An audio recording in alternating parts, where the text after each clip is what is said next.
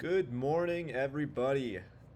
This is Sam Bismuth, and here is my morning message. Now, a lot of people might be thinking, why communism? Why do you have to be a communist? Why can't you just say we need a better America? Or why can't you just say I'm just an anti imperialist? Or, why specifically do you have to choose communism? Because, it is a little bit of a problematic label. But today I want to prove that communism is necessary and that no matter what you call your idea for the future of America, it must inherently be communistic. And this can be proven through a simple logic chain of two facts. First, that imperialism is failing, and second, that the only large countries with modern economies have been communist. The Soviet Union and China. These are the only large modern economies that were built without using imperialism, right?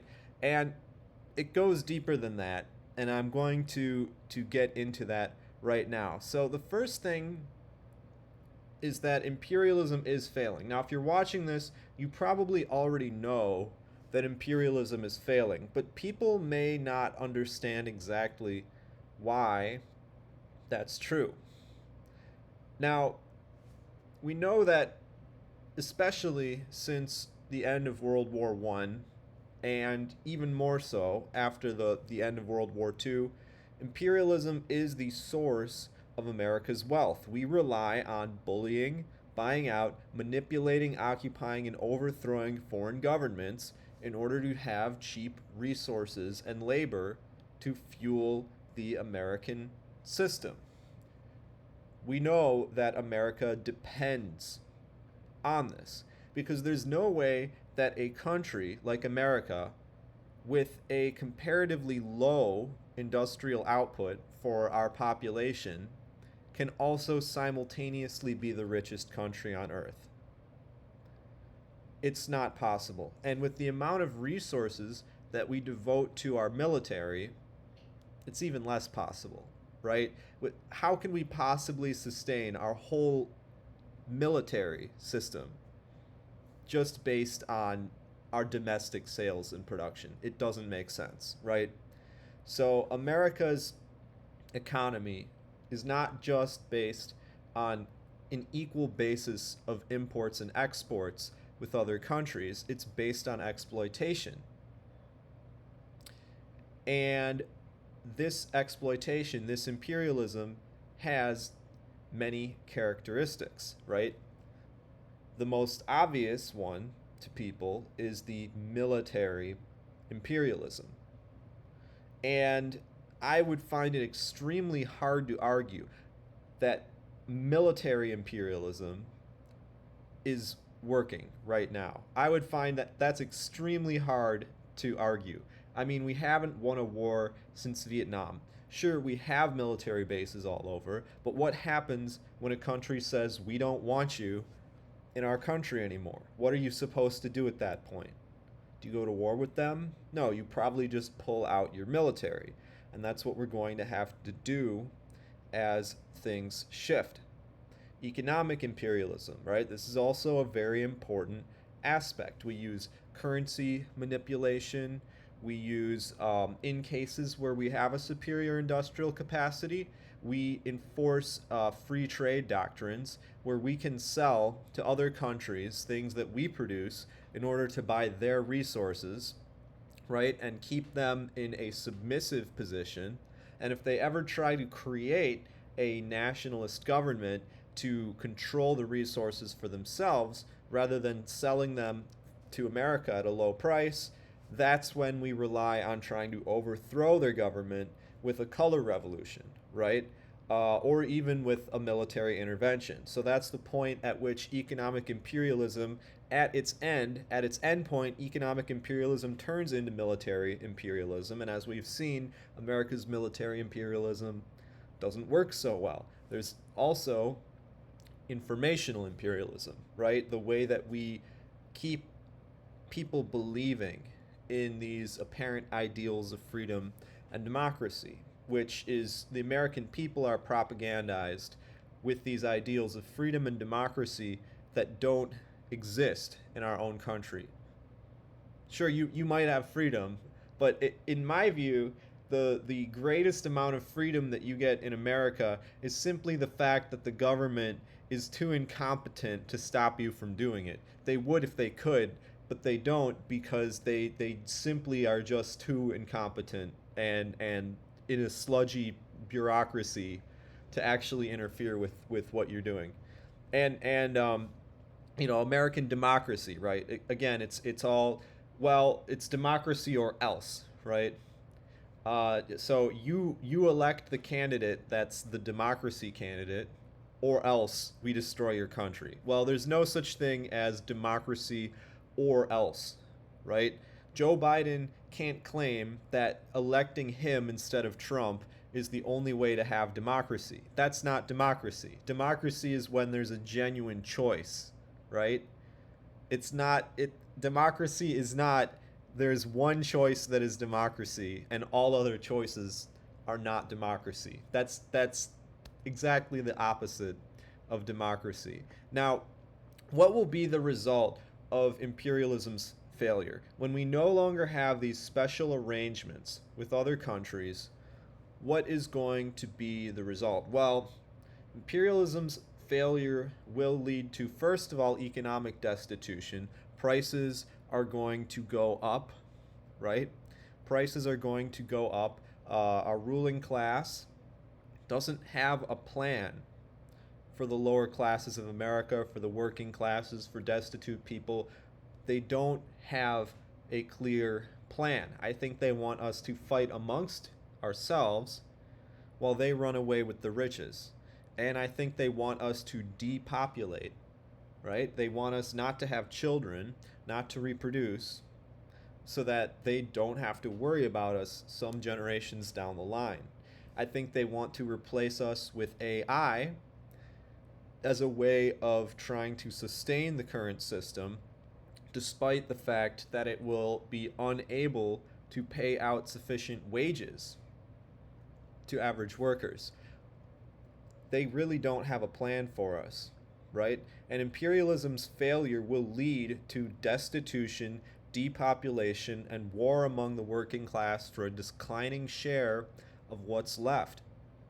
And that's why being anti war is not enough. Because if you want to simply dismantle the US military, but you haven't done anything to create a new policy, then you are going to end up, the only thing you'll do is accelerate this collapse, which we already see as inevitable.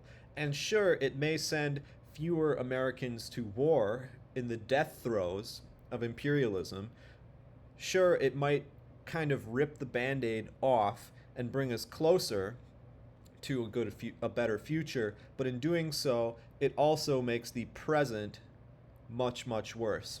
And it will cause America, if we were to simply withdraw from imperialism with no alternative policy, it would cause destruction, complete destruction. So, what kind of alternative policy would actually work, right? And this is where we have to look at real issues, and we have to realize that the logical solutions to these issues, they all resemble something that the Soviet Union or modern China has done. Let's give some examples. Rent is really high. A lot of so-called communists think they're Mao. They can blame landlords for high rents, right? But the landlords don't truly own the property and land. It's the banks that do. And the landlords do what they do, not out of having a bad heart, though many of them are definitely assholes. They do what they do to pay the banks. Why do the banks deserve that land? Why are banks allowed to charge mortgages on land that they didn't do anything to develop? Why are banks collecting all the money on land that they did nothing to actually meaningfully develop? They didn't build the apartment building on the land, right? They didn't build the factory on the land. They didn't put the resources in the land, but yet somehow they own it and they can charge insane amounts of money for the land and property on that land that they did nothing to create. How can that be? How can that be?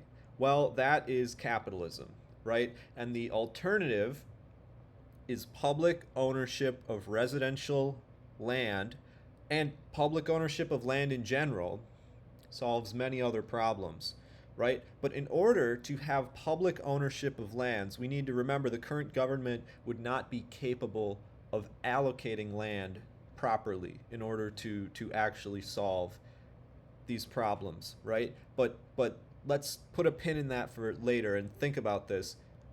Public ownership of land means that we don't have to charge landlords or property owners, right? We don't have to charge individual households exorbitant amounts of money. And therefore, it depressurizes the whole system and can lower rents across the board and reduce landlords from people that have to work to extract money from tenants to pay the banks to simple functionaries maintaining a building and getting paid to do the things required to maintain the building because they wouldn't have to pay off their mortgage anymore. Another problem that we think about, healthcare, it's too expensive, right? And this is such an easy solution, but our current government is not equipped to do it. Public ownership or at least regulation of healthcare companies, right? But that's considered communism. And the funny thing is, to the average American who doesn't know what communism is, the regulatory capture of the healthcare industry, like Obamacare, to them that is communism, right? That's not what I'm talking about. And that is what happens when the current government institutes a communist policy. We don't want the current US government to institute a communist policy, but we do need to make healthcare affordable, and it would require real communist policy in order to achieve that. And another problem is the lack of meaningful good jobs for Americans. We don't want to be working the service industry. We don't want to be baristas, right? We don't want to be low-paid McDonald's workers, Family Dollar workers, Walmart workers, Amazon workers. We don't want to be these low-paid, meaningless jobs, right? And I would say this has two different prongs of the lack of meaningful jobs, two different prongs. One is that education is low quality and unaffordable. A college education should be prestigious. It's not. There's some universities, maybe they have a higher quality education, but most college educations are at the level of a high school education in many other countries. Many colleges are below high school level in other countries in America and cost so much for what? They don't even teach you real skills half of the time. So we need to have better education. We need to have affordable education. That would require public funding and management of education. But the other thing is that our industry itself doesn't exist. Why? Because it's more profitable to ship it off to China or India or some other country, right? And why is this? The answer, labor's cheaper. Okay, well, what determines the cost of labor? Well, the cost of labor is actually the cost of living, right? Not just the bare minimum cost, but the cost of labor is the cost of living. How can you drive down the cost of living? Well, remember what I said a few moments ago. Rent is really high. Public ownership of land can reduce rent, reduce the cost of living, right? Healthcare is too expensive. Public management of healthcare can reduce the cost of healthcare, reduce the cost of living, right? That would bring industry back to America because all of a sudden, American workers would become affordable. You reduce the cost of living without reducing the standards of living, of course, but when you reduce the cost of living, you bring industry back to America, and that is completely possible to do. Communists need to think about that. Now, the thing about all these points is that the US government is not equipped to create the institutions to manage the economy for public good. We can't institute a policy in the US government that is going to overthrow the class rule of the US government. It's not going to institute a policy that will overthrow itself in its very nature. That's not going to happen. And we can't just overturn property relations, right? Because what would public ownership mean without the institutions, the truly democratic institutions, to determine what public good actually means, right? We can't just hand over private land or private institutions to our incompetent, undemocratic government, which would inevitably sell it back out to corporations. We need to do what communists have always done in order to resolve these problems, and that is to destroy the bourgeois dictatorship, suppress it from reforming, and institute a people's government to address the real needs of the American people, and that is communism.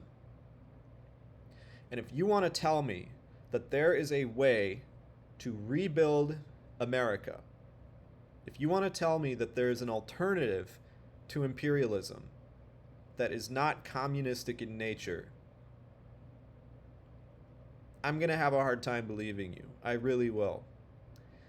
Because the policies that are required in order to rebuild America are communistic in nature. Now, the CPI program represents a minimal version of the requirements for an alternative to imperialism. And I even say that no other party or organization, CPI is not a party, we're just an organization, no other organization proposes these things. And if they propose some of them, none of them have the courage to call it what it is and call it communism, and to say, look, we should look at the countries that actually implemented these policies successfully, like the Soviet Union, in going from an agrarian peasant economy to a modern industrial economy, like modern China doing the exact same thing, right? We need to look at those countries as examples for the type of policy that would make communism in America, that would rebuild America in whatever you want to call it. It's still communism. For me, I have the bravery to call it what it is and call it communism. Many people don't. But I genuinely think that Americans can overcome their hang-ups and resistance when they realize what real communism really means, and that is what CPI is fighting for. So if you want to fight for a new America, if you want to create a viable alternative to imperialism other than degrowth, destitution, and destruction, join CPI. Thanks very much. This has been Sam Bismuth. I'll see you next time.